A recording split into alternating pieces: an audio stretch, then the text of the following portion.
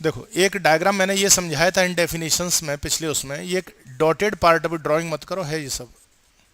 ये बताता है कि पहले ये एक स्फीयर था, अब इतने सेक्शन को लेके काम कर रहे हैं ये, जिस पे पॉलिश हम करके दिखा रहे हैं इतने। पहले ग्लास का क्या था, हॉलो स्फीयर था, लेकिन अब ये पार्ट सिर्फ इतना है। इसका जो सेंटर रहा होगा पूरे स्फीयर का वो यहाँ कहीं है, ये इसे पोल नाम से जानते हैं, पी से। सेम ऐसे ही अगर हम कॉन्वेक्स का बनाएं सेम फिगर, तो कॉन्वेक्स में भी कुछ ऐसा ही बनेगा कि पहले ये क्या रहा था, हॉलो स्फीयर है, ये पोल है, और ये क्या है, सेंटर ऑफ कर्वेचर। ठीक है, तो सबसे पहला डेफिनेशन हम लोगों ने ये पढ़ा था कि व्हाट इज पोल, कहना द मिड पॉइंट, बीचों बीच mid point of reflecting surface, इसे कहते हैं, रिफ्लेक्शन करती है, टकरा के लौटती है, this is called reflecting surface. Mid point of reflecting surface of spherical mirror is called pole. जन दोनों में सेटिस्फाइड है कि इस रिफ्लेक्टिंग सरफेस का भी जो मिड पॉइंट है वहां भी मिड था, बीचों बीच। ठीक है, फिर इसका नाम दिया था सेंटर ऑफ कर्वेचर। सी को क्या नाम था, सेंटर ऑफ कर्वेचर। कैसे लिखा था कि जो स्फीयर होता, पूरा जो कंप्लीट स्फीयर होता, तो इसे हम सेंटर कहते हैं, पर ये इतना जो पार्ट है छोटा सा, इसे क्या बोलेंगे, कर्वेचर। कर्व मतलब एक बेंड पार्ट। तो जो सेंटर स्फीयर का है, उसी सेंटर को हम इतने पोर्शन के लिए नाम दे देते हैं सेंटर ऑफ कर्वेचर, मतलब कर्वेचर का सेंटर। और ये जो डिस्टेंस होता है पी और सी के बीच में, वो रेडियस है।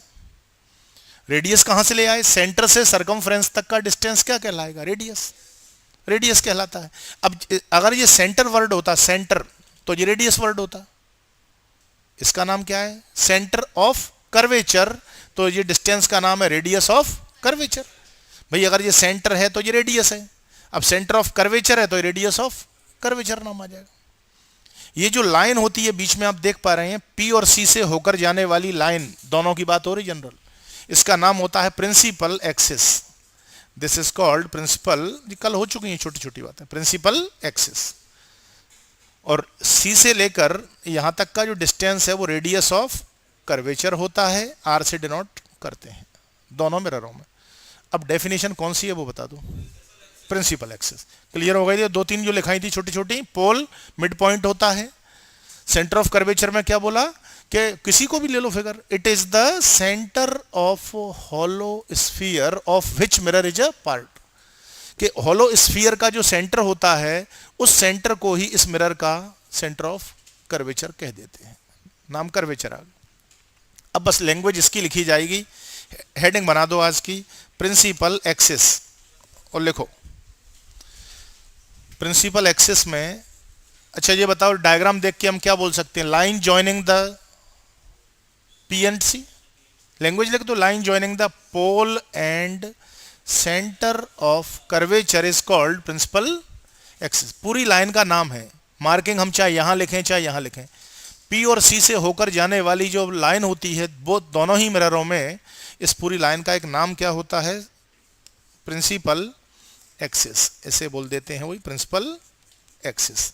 फिगर तो कल बनवा दिए होंगे ना, डायग्राम तो बन चुके हैं ना, ठीक है।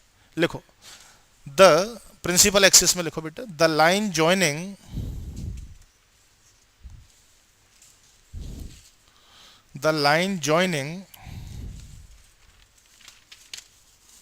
the line joining the pole and center of curvature, the line joining the pole and center of curvature of a,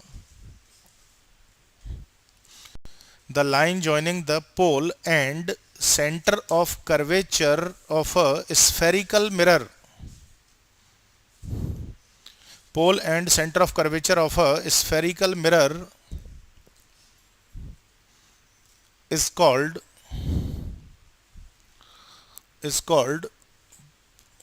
principal axis, is called principal axis, full stop। बताओ बेटा डेफिनेशन मैच कर रही है क्या, कि पोल और सेंटर ऑफ कर्वेचर से होकर जो लाइन ज्वाइन होती है, जो जाती है, उसी को क्या नाम से जानते हैं, प्रिंसिपल एक्सिस। चलो नेक्स्ट डेफिनेशन लिखो। डेफिनेशन देखो क्वेश्चन में कौन सा है। लिनियर एपर्चर, नेक्स्ट हेडिंग बनाओ। Linear LINEAR, linear aperture APERTURE, linear aperture और एपर्चर दोनों नाम लिख लीजिए। लिनियर एपर्चर और एपर्चर, लिनियर एपर्चर और एपर्चर। रुको, अच्छा ये बताओ, ये मान लीजिए सरफेस है रिफ्लेक्टिंग, ड्राइंग नहीं करिए,